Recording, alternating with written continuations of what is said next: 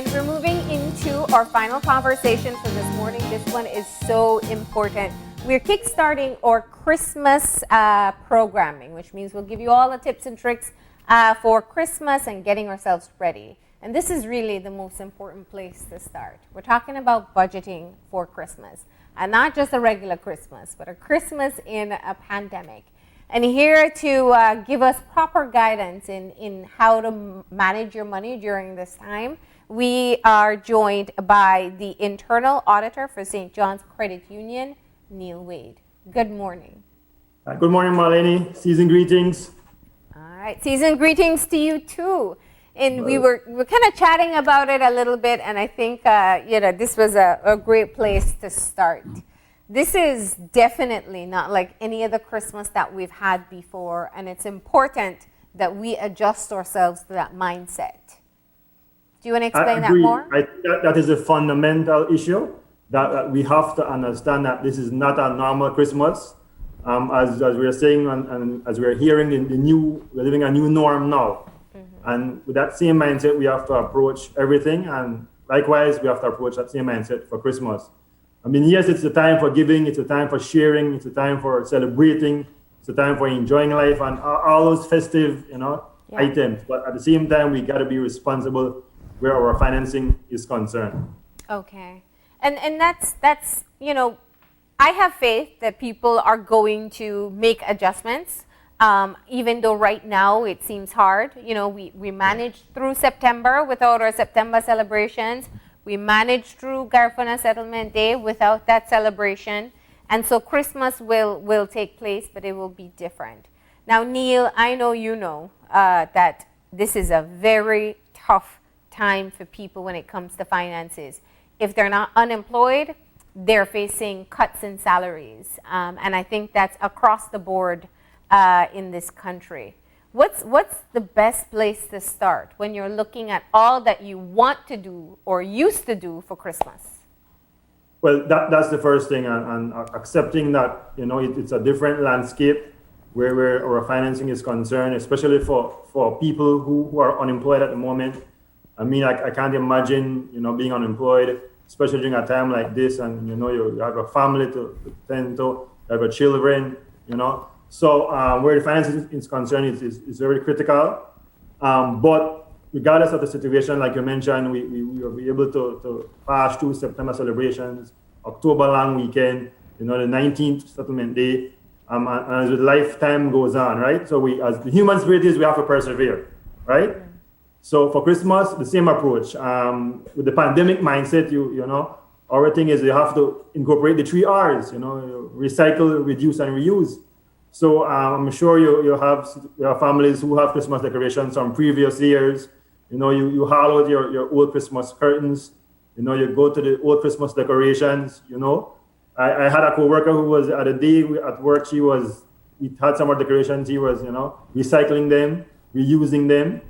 So it's just a matter of being creative with the current condition. Okay. So that's where we are starting. I love your opening part for the budgeting guidelines.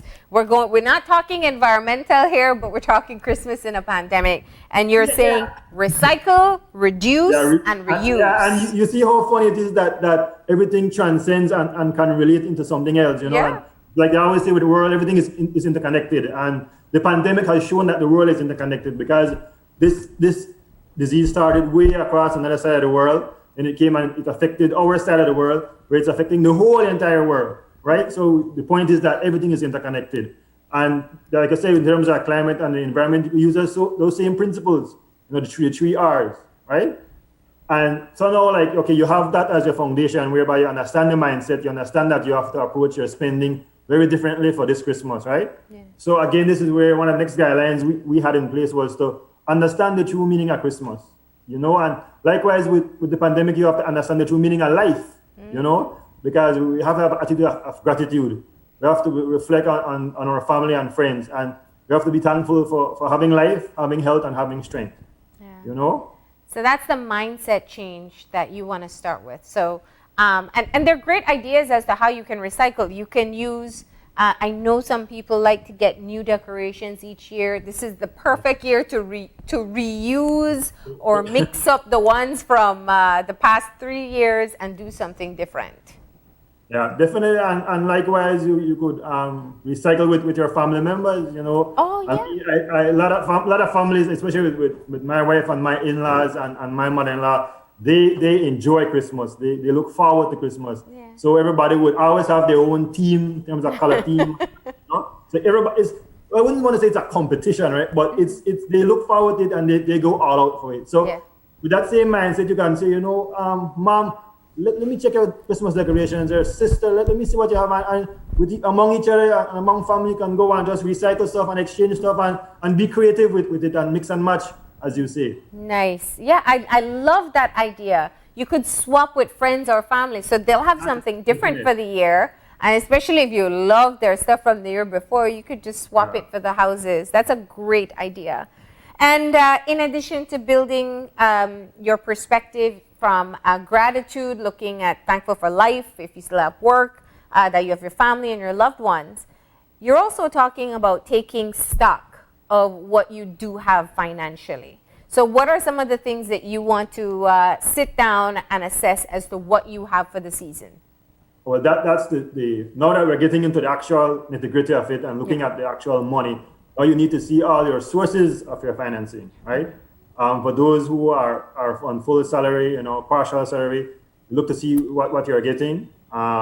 Look to see if you were saving during the year, if you could have afforded to save during the year, Some people would have a Christmas savings that they start from January or February of the previous year and, build up to December. Likewise, for some people who can afford it, they would normally be a part of a Christmas syndicate. I mean, for Belize, that's one of the foundation in financing, whereby, growing up, as much as you hear about credit union, you would hear about syndicate, right? Yeah. And it's a popular, informal way of saving. So you would have some people whereby just have a syndicate just for Christmas ham, or for a Christmas turkey, or a syndicate for a Christmas hamper, right? So the idea is to pool all your sources and to see what you have. So the first approach is to see what all money you have. So basically tally all the money. Yeah. And for those who are able to, if you can access a Christmas finance, a Christmas loan from some institution. And for those who are really blessed, who are receiving a Christmas bonus, So the idea is to tally all to see what all you have first before you do anything. Now you're tallying it because you're going to spend it all? No, Marlene. Remember, we're in this pandemic mindset, right? So we want to enjoy ourselves, we want to have fun, but with everything, you have to always be responsible, right? Okay. So the idea is to see what all we have first, and then you move from there. And our budgeting principle 101 is that you have to put pen to paper. And in our technological world, you have to have you have your budget app, right? Yeah. So, but the idea is to have it documented. You want to have a budget that is documented. You don't have the budget in your mind, because when you go shopping, then that's when chaos starts, guys. You're not sure, was this on my list? Or, you just start picking up stuff, and before you know it, your budget is fully expended. Yeah. So you want to sit down and think of, okay, what salary is coming in, what syndicate is coming in, what maybe I've saved over the course of the year or last year for this season. Maybe I'm getting a bonus. But how do you make that decision, though? Because taking out a loan or refinancing, I think people think it's to have more money for Christmas. But what are your guidelines there to decide whether or not you should go that route? Well, that's the thing. Depending on your situation as an individual, let's say you're on full salary, partial salary, or you're unemployed because of the pandemic, then you need to assess where you are, on the personal level. Yeah. After you have done that and you see all your financing, then you always use historical data. You look and see what you normally do for a Christmas, right? Yeah.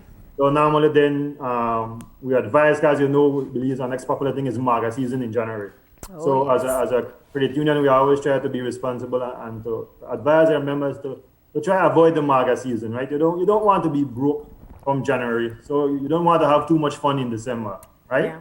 So the idea is to try take care of your bills first, take care of your obligations. Because normally in December, most of the time we would get our full month's pay by the 15th of December, right? Mm-hmm. and most of the time our bills are not due by the end of the month. That's right. In terms of the loan commitments, utility bills. So I would advise to communicate with all your creditors, your debtors, your utility companies. You reach out to them and say, well, I might be late for December, but please excuse me. I will be up to date by the end of January. And because of the pandemic mindset, these people are conscious of it and would appreciate that, we touch base with them and just let them know what's happening.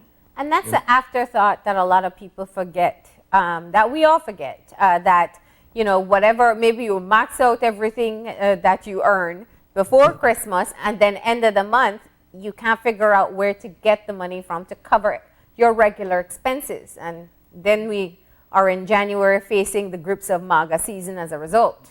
Yeah. Exactly. Okay. And hence the reason why I prefer to put them at the beginning of the budgeting, right? Okay. Before I get to say what you spend on, because the idea is you go based on your mindset, right? And your spending will go based on your mindset. So it's a matter of discipline on the personal level, to understand where you are, and then to approach it responsibly and to have a budget and to have your budget documented. All right. So when you list out those things, you're going to put the utility, the loan, the mortgage, those are first on that list. Yeah, if you can afford, I would recommend paying those first. But if you can't, then I would advise communicating with those respective individuals and companies, right? Okay. So that they understand that where you are and that you won't be able to meet your commitments for December, right? Okay. After you have taken care of your basic living expenses, then you move on to the Christmas items and the Christmas shopping per se, right? Yeah. So we normally got the three broad categories I would consider: food, ham and turkey, right? Cranberry sauce, drinks, and you have the hard and the soft drinks. So we are Belizeans. Oh, you know it, yes. The So cake, the rum popo. Yeah, I understand. So then we'll consider food, then food and drinks. We move on to, it's nothing like Christmas without the Christmas gifts, right? So you need to create a list again for that, all the sisters, the brothers, the cousins, the friends, the moms, the dads, So make your Christmas list and try to get a Christmas gift for those persons you normally would get a gift for, Yeah. I think, and again with the Christmas season, I mean, it's all about sharing, it's all about giving, and that feeling at Christmas is one that you can't match, Maybe it's a good time to play KK with the family too. Instead of giving everybody a gift, you just invest in one good one, and you have the surprise element on Christmas Day. Yeah, that, I mean, again, you see, not like KK. I mean, I agree. I remember KK in primary school. Was one of the things they used to look forward to. Yeah. The items you would exchange. Oh, yes. Trying to guess who is my KK. So simple things. I mean, with this whole situation, the small things, and the small things always make a difference. But it's about being creative. It's about having the right mindset. It's about understanding, reflecting on what Christmas is really about, because what is Christmas when you have no one to share it with?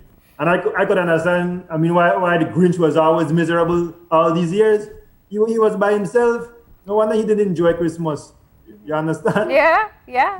And we're just grateful to have our loved one with us, especially in a year like this. Yeah, definite. So, I mean, I love what you're saying. It's about putting back the right perspective. But we also fall for the trap when we head to the stores, whether we're going shopping for gifts or we're going shopping for groceries. And while we wrote down that budget and that list, it all goes out the door and you're at the cash register where you bust the budget. Well, see, this is the thing. And this is why, like, one of my guidelines is to take the budget with you. You don't go shopping without the budget. You need to have either that list that you wrote down on the paper, or you need to have your mobile app with you when you're shopping. Yeah. Because you have to avoid exceeding the budget. Yeah. In a time like this, there's no way you can say, oh man, I overspent. Because bottom line, you cannot overspend what you don't have to begin with, right? So one of the key guidelines is to ensure that when you go shopping, you take the budget, you don't try to shop from memory. That would be a big no-no, right? Okay. Take your shopping list with you. Yeah, either take a shopping list or take your tablet or take your mobile device, but take your documented budget list with you. To avoid that same scenario that you wind up at the cashier and, oh, you realize you overspend. Yeah, yeah. And your final tip, I think, is really critical. And I want you to explain this to us because it is hard to put aside money for emergencies that you don't know are ever going to come. But we get it every time we talk to anybody who is talking about budgeting or finances or planning. Why should we put aside this money? How much money should we put aside? And how do we safely store it without spending it? And I agree, and it all goes back again to discipline. Like I remember when I first started to work at the credit union, our general manager, Mrs. Lisa Dawson, gave us a story about this tacos vendor and how when she died, she had accumulated so much savings. And you would say, but she's only a tacos vendor. How come she did it? But she had the discipline to say, you know what, I'm making so much for the day. I'll put aside so much for the week. Mm-hmm. So she came in religiously every week and she put aside money from what she earned. So it goes back to the mindset of understanding that savings has to come first. Mm-hmm. Whenever you make your money and you have your monthly income and the first thing to do is, how much will I save? Yeah. Don't consider how much you will spend. The first thing should be, how much will I save? Yeah. And her children were amazed when unfortunately when she passed, right? But that is for everyone.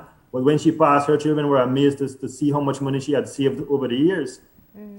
So the idea about saving, even in a situation whereby there is no money to save, it's about finding it and having discipline to say, what I will set aside something, regardless how small it is, over the time it does accumulate. So the point there is to put aside something regardless of your situation. Let it be a must that savings is a priority and that savings come first. For me, and I think for the country and the world, the pandemic has reminded us that we need to plan for the unknown. Yeah.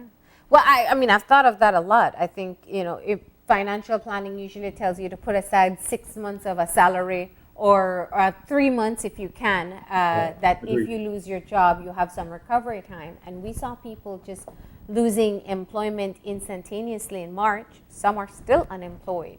And so looking forward to 2021, is that a good tip to put something aside in the event that the business you work for, the company you work for makes decisions to either cut salary more, cut staff more? Should we be planning like that at the end of this year?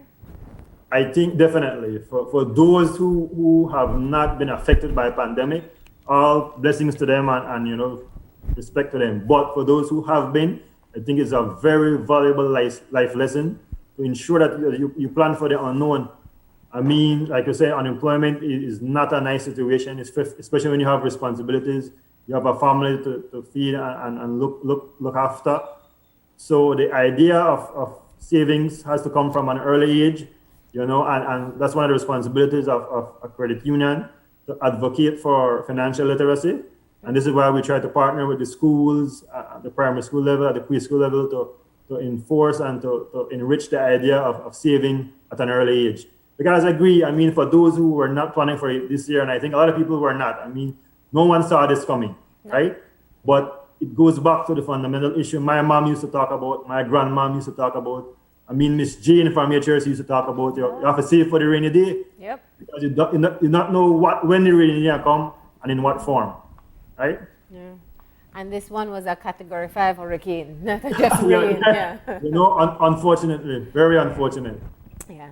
All right. So final advice. You get to see people at the credit union. You know that, Christmas is so special to us in this country. And I know, from when we were kids growing up, your parents do all they can to make sure you have the best time possible. We do the same as adults for the children in our family. What do you say to them about how to realistically look at celebrating Christmas this year, given all the economic strain that we're in? And again, going and acknowledging the economic strain is looking beyond that and looking to the core and looking to what is fundamentally important in life. It's a life lesson, it's a soul searching for everyone. But at the end of the day, you have to consider and look at what are the simple blessings. Again, going back to the mindset of being grateful, being thankful, appreciating family and friends, because like you hear some of the wisdom quotes talk about no man or woman is an island. Yeah. You imagining living in a world by yourself, there's no point to that. And the whole idea of Christmas is about sharing and giving and being grateful for that. Regardless of the level of financing you are at right now, it's just being thankful to be able to take a breath, enjoy life, And that's one of the irony of this disease, whereby it takes you away and, it literally takes away your breath, right? So for me, that was very ironic. But again, looking on the flip side of it, having faith, having hope, relying on the human spirit that we will persevere and be resilient, that, as a Caribbean country, we take care of each other and we look out for each other. So this is a time to be unified, as a country, as a people, as a community, as a neighborhood. We have to look out for each other. This is a time whereby, if you have a little extra, you offer a plate of food to your neighbors who are struggling. And we're in a time of sharing and giving. So season greetings to everybody. Take care and enjoy and stay safe. We probably have a lot of virtual Christmas parties amongst each other. Yeah. Because we have at the same time be responsible and maintain social distancing. Yeah. But at the same time, it's nothing like just simply taking a second, taking a deep breath, thankful for what you have, enjoying your family and friends. Thank you so much, Neil. Such an incredibly powerful message and a really great reminder. Thank you for preparing the presentation and for bringing us back to what is most important. All right, no problem. And I have to say big up to my wife. She is my consultant. I would normally draft my stuff and run my ideas with her. So she played a very valuable input. So I have to say thanks and big up to her and love you. Thank you. What's her name? You have to say her name? Karen Diane Wade. Okay, great. Thank you to Neil and thank you to Karen as well, since we know you're the mover and shaker behind the scenes. Yeah. That was, of course, Christmas budgeting in a pandemic. Some very honest, very practical lessons there for us to move into the season before we overextend ourselves and have a really tough time at the start of next year. We got to go ahead and take a break now. When we come back, we'll have our wrap up. So please stay tuned.